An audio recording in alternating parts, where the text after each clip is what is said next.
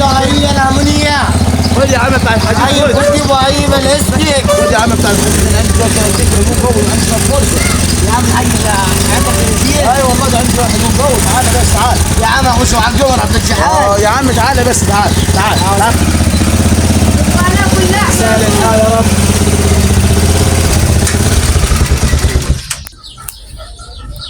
والله يا ابني هو باين عليه هو البيت دواتي ده حاج بيت. انا انزل. شكلنا ناكل لحم كتير يا ابوي. هو عنده حاج كتير. عنده كراتين كتير ها؟ عنده كراتين كتيرة قوي يا ابوي.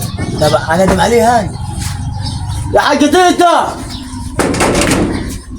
يا حاج تيتا. مساء الحال يا رب.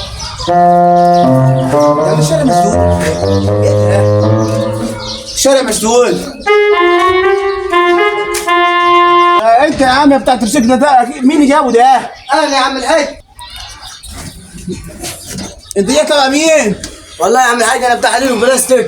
وجاي عند مين يعني؟ الحاج تيتا ندم عليا قال لي انا شايل كراتين كتير. الحاج تيتا عنده كراتين كتير هيديلك يعني؟ ايوه قال لي بحالك يا عم الحاج. متأكد من الكلام ده؟ ايوه يا عم الحاج انا والله. اقف قدام بيوت الناس وخلاص يا عم الحاج. هو ولا اللي جاي هو ده. ده كراتين يا عم الحاج بتاعت انا مشتريها يا عم الحاج. هو يكون فرحان ما يفهم. لا يا عم الحاج ده كراتين بتاعتنا. كراتين يعني انت ما هو انت متأكد ان هو هيجيب لك كراتين من فوق؟ ايوه يا عم الحاج ده ديله فيها عم وقفني حط الحاجه ولا لو عنده يا عم ولا ما عندوش. ومدخلكم انتوا دخلكم الشارع ده كله عشان خاطر شويه كراتين والحديد ايوه يا بتاعك. عم العنش الكراتين. وانت بتاخد كراتين؟ ايوه حاجه طيطه يا عم الحاج. والله. طب نادي معايا نادي معايا. يا حاج طيطه. يا حاج طيطه. يا حاج طيطه. يا حاج طيطه. يا حاج طيطه. هتاكل لحمه؟ الحاج طيطه عشان هاكلك لحمه. ايوه فتعالى قابلني لو هاكلك لحمه الحاج طيطه. يا حاج طيطه. شكلنا نوزن موازين كتير. يا حاج طيطه. يا حاج طب طيطه. اقول لك ايه نغني له عشان ينسى. اسمع مننا يلا قولي ورايا يلا. يا تيتا انزل بالكراتين عشان نوزن الموازين. يا تيتا انزل بالكراتين عشان نوزن الموازين. يا تيتا قول يا تيتا انزل بالكراتين عشان يا تيتا نزل يا عم الحاج. يا عم مش هذا ايه ده؟ هذا اللي بتاكل عليه. ده وقتك سود وقتك. طب يا ابني تعالى كده عايز يعني انت موقف الراجل هديك ساعتين عشان خاطر حته الكرتون. يا عم ده معاهم كلهم يا عم. معاهم ازاي؟ عادي يا ابوي انا قلت الحاج تيتا يوكلنا لحم كتير. حاجه دي اقول لك لحمه كتير.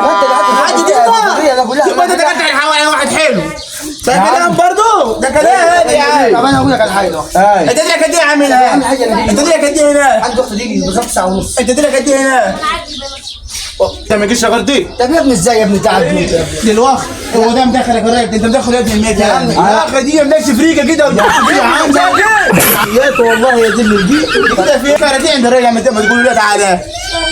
الراجل ده كان متاكل عليها اللي انت هتاكل غير لحم. لا واكلك لحم اللحم. انا قلت لك يا ابويا الحاج ما انت قاعد تنوم فيها يا ابني الفجريه تقول ناكل لحمه ناكل لحمه عادي لو اكلنا لحمه ولا ما جيش غير طب بعد اذنك والنبي زي بعض حقك عليا يا عم حقك عليا يا كام دي هشتريها بكام؟ لا مش هشتريها كمان هشتريها بفلوس وعليك كيف؟ اركب كده يا عم ظبط رشيدك. يا عم الحاج طب يا عم لا يا عم هيشتريها بكام يا عم؟ لا يا رب يا ابني ادفله دي.